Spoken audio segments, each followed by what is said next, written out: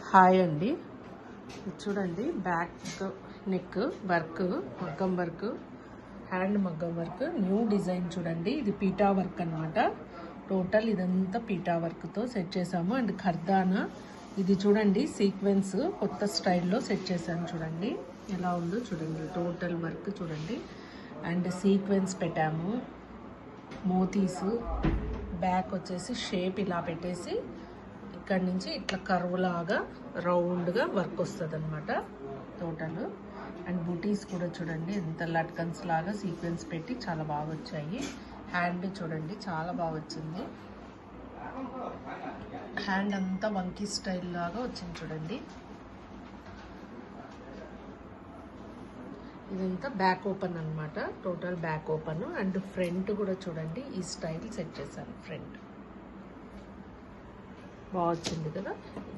New design ఎలా వచ్చిందో చూసి మీరు కూడా కామెంట్ చేయండి. Okay, thank you.